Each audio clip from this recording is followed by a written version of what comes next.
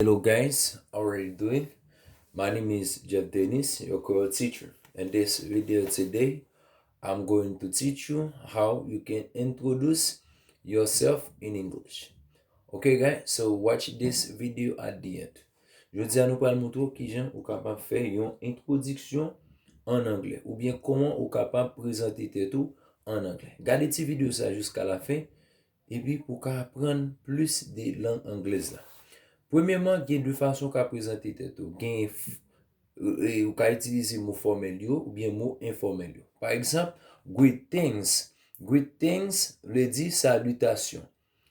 Dans informel là, on ka dit what's going on, what happened. Ça veut dire cela. Mais là, reconnaître mon pour premier jour, ou pas qu'à utiliser what's going on parce que mon nom pas connaît, OK? If you see a person for the first time, guy, you can't use slang words. Okay, guy, you can speak with him and properly, ou bien use the good English, good things. Okay, good morning. You could say good morning. Depends on the time you are talking with. Okay, good morning, qui signifie bonjour. Good afternoon, qui signifie bonsoir. Good evening, qui signifie bon après-midi ou bien l'elle dans soir. Deuxième, on dit what is your name? What is your name? Ça veut dire qui Jean ou relé. What is your name? Si mon a relé Pierre, elle dit my name is Pierre. Ok? Là, il a dit what is your last name? Last name nan veut dire signature. Qui Jean relé signature. Ok? For example, my name is Jeff Dennis. Dennis is my last name. I can say my last name is Denny. Secondly, guy, you can say, what is your first name? First name nan li di non, Jean Relou la ti Pierre. Ma di my first name is Jeff. Okay, I think you understand, guy. Okay, well, I'm di my name is Jeff Denny. Okay, how old are you?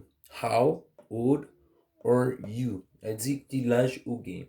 Si m gen 50, ma di I am 50. Ou bien I am 100. Okay, I am turning. Ok, si m gen 100 ans, m'a dit I am 100. Si m gen 10 ans, m'a dit I am 10 years old. Ok, là, nous dit where are you from? Ki bo ou soti? M'a dit I am from tel bagay, c'est Canadien Canada, c'est États-Unis, m'a dit USA. M kapab di encore I come from. Ok, veut dire moins sorti.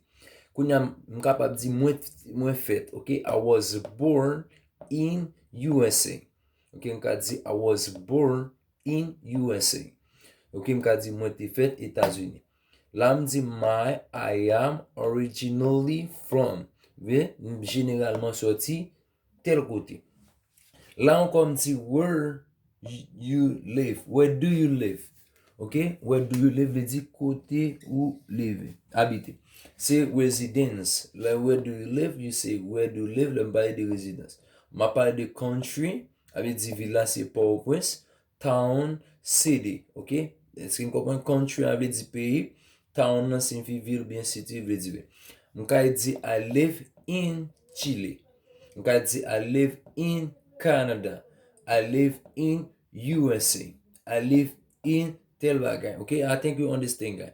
M'ka dit I am currently live in. Ça c'est bel ti anglais m'ka dit I am currently live in China. Okay? What is your occupation? Occupation, no? C'est your job that you have. For example, I'm a Creole teacher. Nkadi, my job is teaching Creole.